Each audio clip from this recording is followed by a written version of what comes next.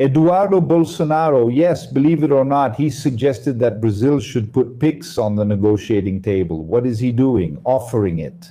No, so put it in their hands and they'll sort this out. And then he still denies that he said that. But first, let's listen to Eduardo saying it. Right? It's here, look, right at the beginning, here. And that was the request we made. Now, the United States, right, has mechanisms very similar to PIX, like, for example, ZELI, which is Zell. The US equivalent of PIX is Zell. So you can go to the negotiating table with the Americans with good arguments. You can sit down, you can negotiate. Our economies complement each other in areas like rare earths, right? Manganese, which the United States imports 100% of, and Brazil is a major producer of manganese.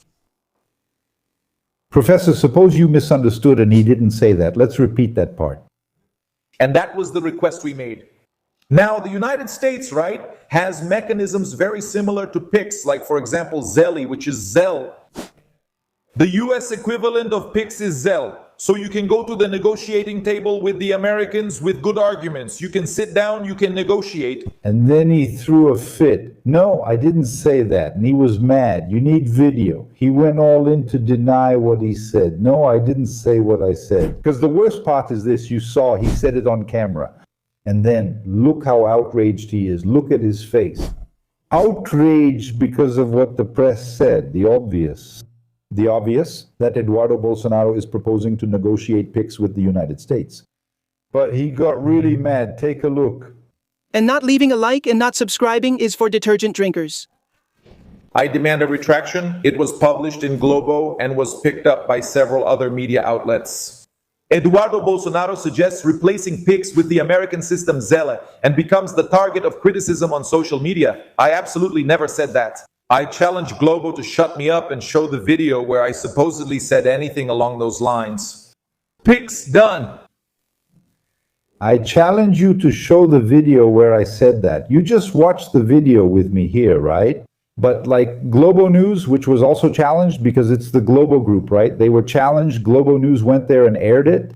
Not just this denial, but other denials where he lies in the very video. For example, right after that part, I didn't show it to you because he said that PIX was created by Bolsonaro, which is another lie, right? And it was debunked. Debunked by the GloboNews journalist.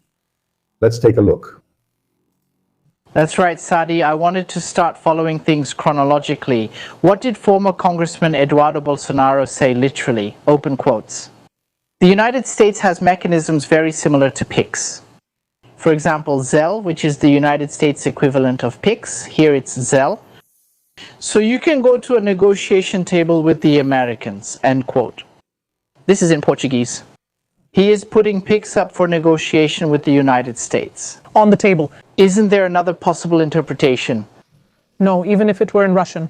Even if it were in Russian too. I think all Brazilians would understand that. Yeah, and now we have a new statement from Eduardo Bolsonaro.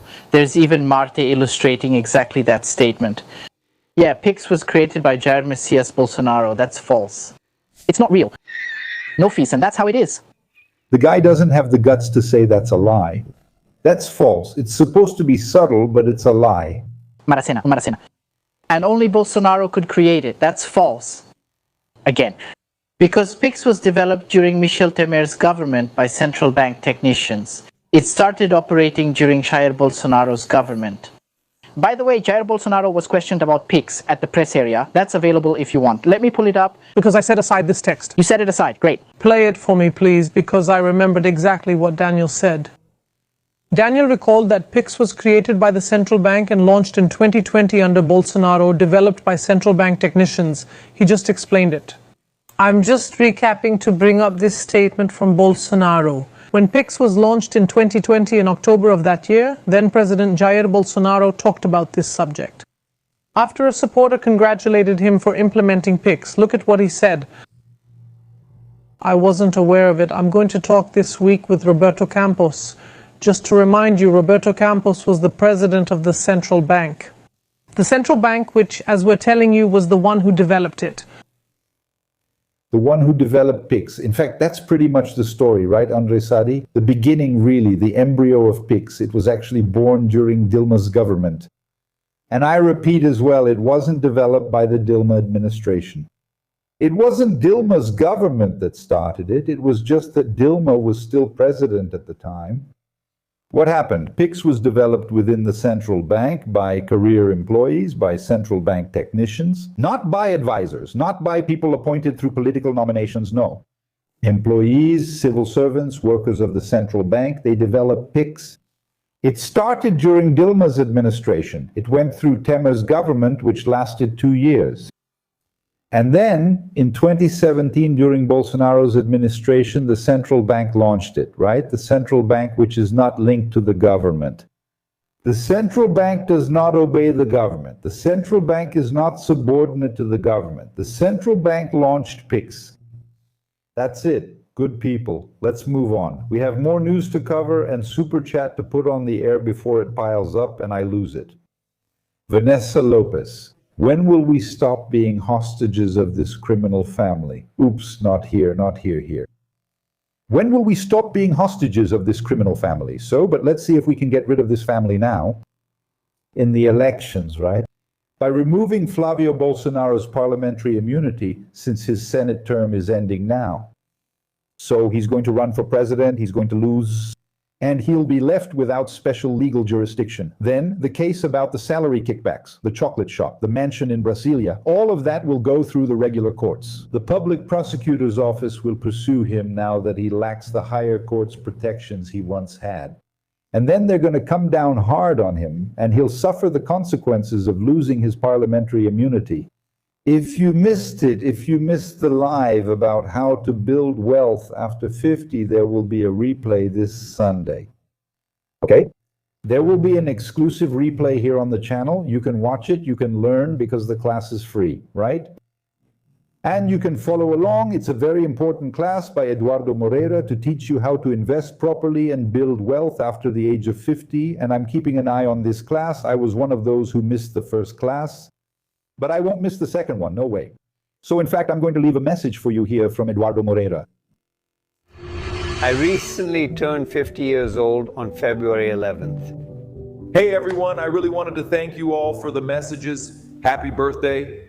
And this date really got to me. It gives me a bit of that feeling like, wow, how am I going to make the most of this second half of my life? Funny, right? Second half as if we're going to live that long. We're expected to live a bit less, but maybe it truly is the second half. Because we start to take control of our own path and understand life, not on the day we're born, but when we're a little older. So yes, the second half. And one of the things that inevitably came up as a concern was how I was going to start taking care of my financial situation. From now on. So I can have a good second half. Who knows, maybe even building a little wealth so I can just enjoy it later, right? Enjoy that moment that I think everyone should enjoy in that last third of life. And I decided to share all these thoughts with you in a class that I'm going to call How to Build Wealth After 50. You will be able to understand how I organize my finances and how I make sure that this financial balance is maintained throughout the different cities I travel to. It's free to participate and you will learn a lot from what I'm going to teach.